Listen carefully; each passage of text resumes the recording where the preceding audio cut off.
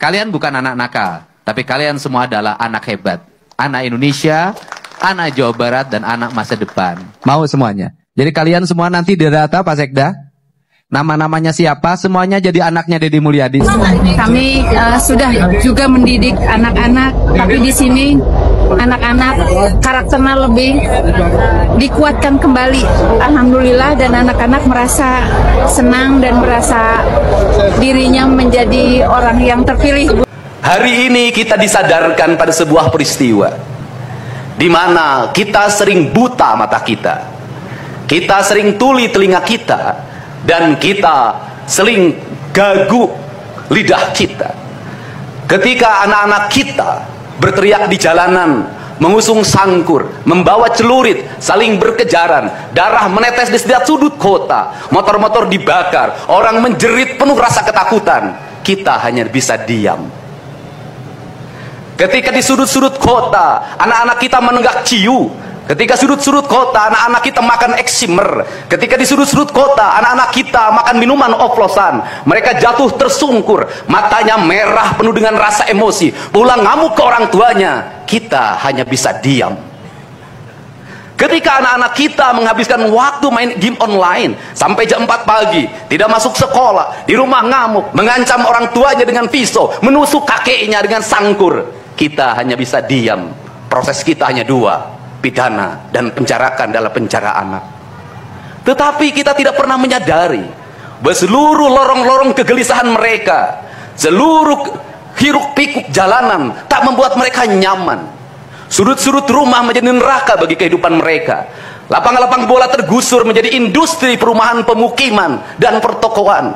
Mereka kehilangan tempat bermain. Mereka kehilangan air yang jernih di sungai sehingga bisa mereka berenang. Mereka kehilangan gunung-gunung yang indah tempat mereka bercengkrama dengan alam. Mereka kehilangan sawah yang terhampar. Yang mereka lihat adalah kebisingan dan kebisingan. Bising di jalanan karena knalpotnya brong. Bising di rumah karena orang tuanya bertengkar. Maka mereka lari dalam lorong-lorong gelap. Digenggamnya handphone, diambilnya obat-obat terlarang, ditengahnya minuman dalam sebuah kelompok yang sama. Kita orang-orang yang terpinggirkan di rumah, kita orang-orang yang terpinggirkan di sekolah. Guru-guru telunjuknya menunjuk pada wajahnya, tapi tak bisa memberikan solusi kegelisahan jiwanya. Semua orang hanya memberikan pengamatan, analisis, kajian. Itulah metodologi yang dikembangkan bangsa ini. Tetapi tidak ada yang berani mengambil solusi, mengangkat mereka di sudut jalanan, dimasukkan ke barak, dididik secara militer, diarahkan menjadi anak-anak yang berguna. Kedisiplinan militer adalah harga mati bagi kemajuan bangsa, bukan musuh. Pandangan-pandangan buruk terhadap militer adalah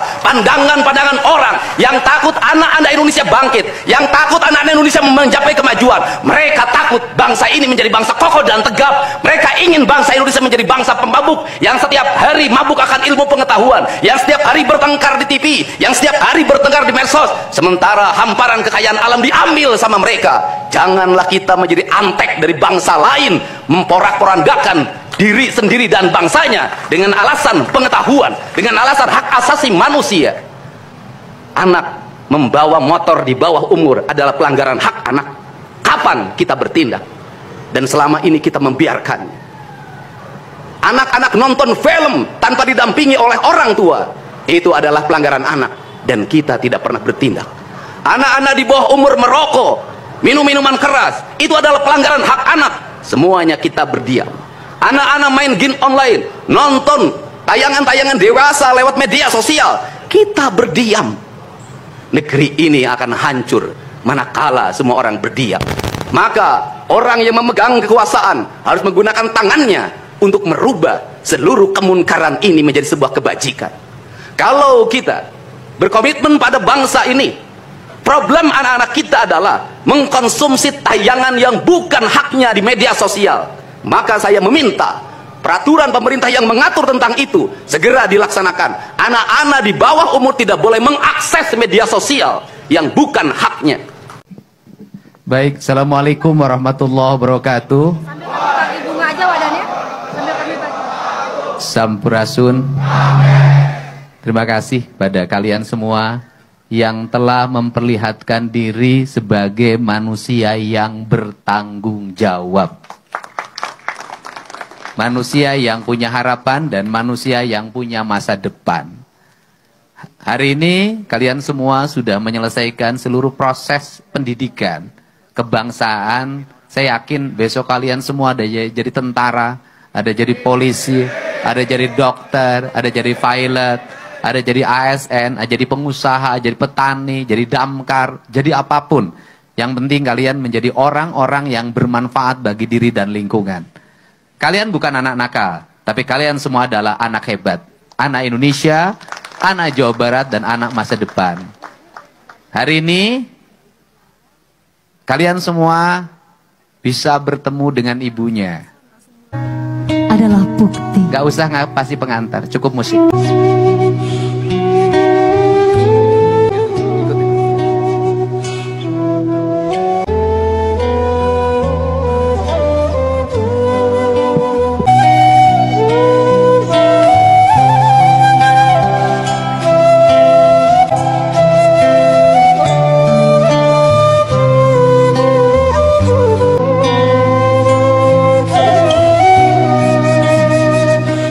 Yang Sekarang.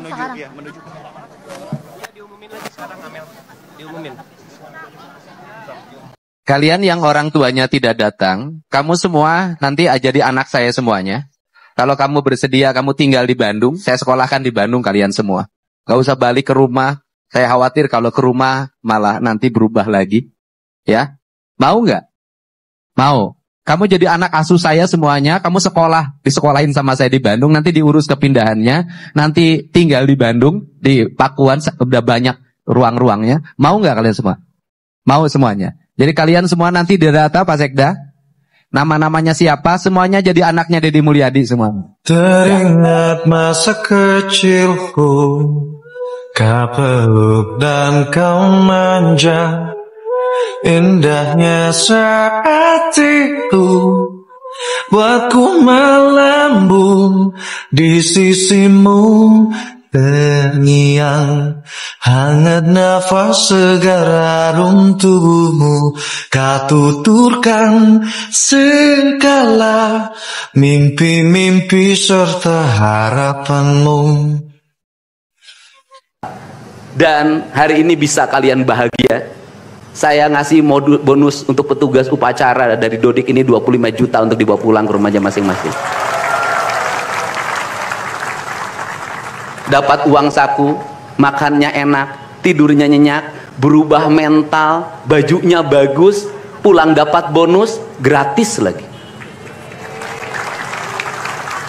Dan tentunya buat petugas yang lain juga kita siapkan 25 juta. Nanti ditanya lagi, itu duit dari mana? Ladang ngonten. Saya selalu ditanya, Pak Deddy duitnya dari mana ngonten? Habis itu dimasalahin lagi, gubernur konten. Lebih baik dari jadi gubernur konten, punya duit diberikan pada rakyat daripada gubernur molor. Bener nggak? Ya kan, daripada gubernur tidur, gubernur protokoler, gubernur ingin dihargai, gubernur menghabiskan anggaran jalan-jalan ke luar negeri, tuh hayang ting aing. Kang Deddy masuk gorong-gorong, ya sebentar lagi akan saya naik ke pesawat. Jadi Indonesia ini perlu mental yang kuat kalau ingin melakukan perbaikan. Kenapa? Harus kuat menghadapi kaum nyinyir. Dan biarkan yang nyinyir selalu sakit hati selamanya. Karena Jawa Barat akan terus mengalami peningkatan pembangunannya. Ini baru 3 bulan. 100 hari itu tanggal 30 Mei. 100 hari kepemimpinan saya. Belum 100 hari sudah banyak orang yang kepanasan. Apalagi 5 tahun.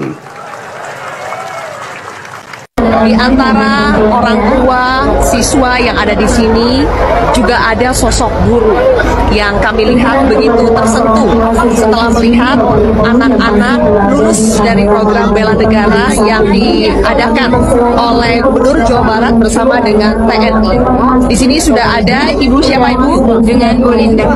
Ibu Linda, dari tadi saya lihat Ibu memeluk anak-anak satu persatu dengan penuh harap. Saya bangga dengan anak-anak karena saya sudah bisa dan mampu untuk mendidik karakter anak-anak.